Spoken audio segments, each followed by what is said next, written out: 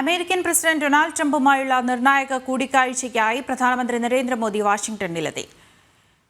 ആൻഡ്രോസ് വിമാനത്താവളത്തിലെത്തിയ പ്രധാനമന്ത്രിക്ക് ഊഷ്മള സ്വീകരണമാണ് ലഭിച്ചത്. പ്രധാനമന്ത്രിയെ സ്വീകരിക്കാൻ നിരവധി ഭാരതീയർ അദ്ദേഹം താമസിക്കുന്ന ബ്ലെയർ ഹൗസിന് മുന്നിലെത്തി.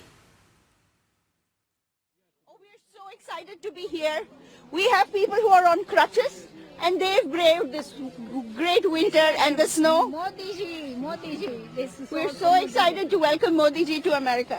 Hi, I'm Gujarati. My name is Alka Vyas and I'm doing this for Modi ji because I am a die-hard fan of Modi ji and I really admire what he's doing for our country, for India, and also today he's going to have some kind of, a favorable dialogue with President Trump. So we are here to support him.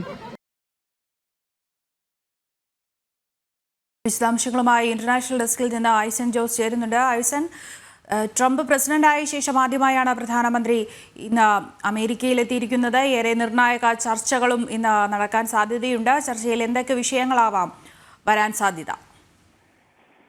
തീർച്ചയായും Trump അധികാരമേറ്റതിനു ശേഷം പ്രധാനമന്ത്രി നരേന്ദ്രമോദിയും ട്രംപുമായുള്ള ആദ്യ കൂടിക്കാഴ്ചയും, അതുപോലെ തന്നെ അമേരിക്കയിൽ Trump അധികാരമേറ്റതിന് ശേഷം ആദ്യ മൂന്നാമത്തെ വിദേശ അതിഥിയുമാണ് പ്രധാനമന്ത്രി എന്നതാണ് ഏറെ പ്രാധാന്യമുള്ള വിഷയം. അതായത് നമുക്കറിയാവുന്നതാണ്, പ്രധാനമന്ത്രിയായി അധികാരമേറ്റ് ഒരു മാസം തികയുന്നതിന് മുമ്പ് തന്നെ പ്രസിഡന്റായി അധികാരമേറ്റ് ഒരു മാസം തികയുന്നതിന് മുമ്പ് തന്നെ ക്ഷണിക്കപ്പെട്ട അതിഥികളിൽ ഒരാളാണ് പ്രധാനമന്ത്രി എന്നതാണ് ഏറെ പ്രാധാന്യമുള്ളൊരു വിഷയം, ഏറെ ഗൗരവമുള്ളൊരു വിഷയം എന്നതാണ് നമുക്ക് ഏറെ പ്രാധാന്യത്തോടെ പറയാനിരിക്കുന്നത്. സ്വാഭാവികമായും നമുക്കറിയാവുന്നതാണ്, നിരവധിയായ ചർച്ചകൾ നടക്കാനിരിക്കുന്നു പ്രധാനമന്ത്രിയും അതുപോലെ ട്രംപുമായി. അതിൽ ഏറ്റവും പ്രധാനപ്പെട്ടത് എന്നുള്ളത് ഇന്ന് ഭാരതത്തിൽ ഏറ്റവും ഗൗരവത്തോടെ ചർച്ച ചെയ്യപ്പെടുന്ന ഈ അനധികൃതമായി താമസിക്കുന്ന അല്ലെങ്കിൽ നിയമവിരുദ്ധമായി രേഖകളില്ലാതെ അമേരിക്കയിൽ താമസിക്കുന്ന ഭാരതീയരെ നാടുകടത്തുന്നത് സംബന്ധിച്ച ഒരു ധാരണയുടെ വിഷയമാണ്. ആ വിഷയത്തിൽ പ്രധാനമന്ത്രി ഈ വിദേശകാര്യമന്ത്രി വളരെ കൃത്യമായി നിലപാട് അറിയിക്കുകയും ചെയ്തിരുന്നു.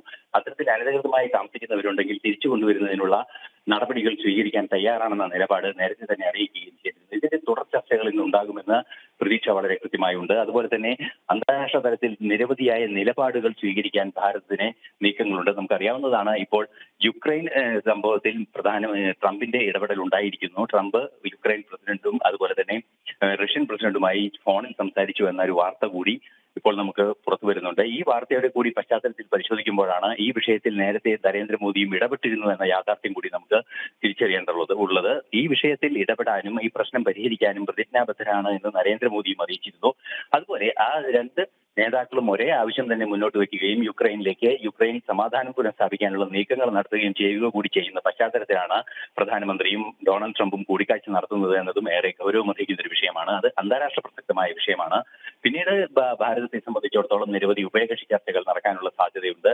അത് ആയുധ ഇടപാടുകളുടെ കാര്യമായാലും സൈനികേതര സഹകരണത്തിന്റെ വിഷയത്തിലായാലും വാണിജ്യ രംഗത്ത് തുടരുന്ന നീക്കങ്ങളുടെ അല്ലെങ്കിൽ അത്തരത്തിലുള്ള നടപടികളുടെ ഭാഗമായാലും നിരവധി ചർച്ചകൾ ഉണ്ടാകുമെന്നാണ് അറിയാൻ സാധിക്കുന്നത്.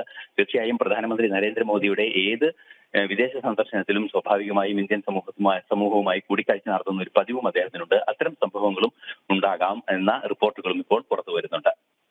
ഇന്റർനാഷണൽ ഡെസ്കിൽ നിന്ന് ആ വിവരങ്ങൾ നൽകിയത്.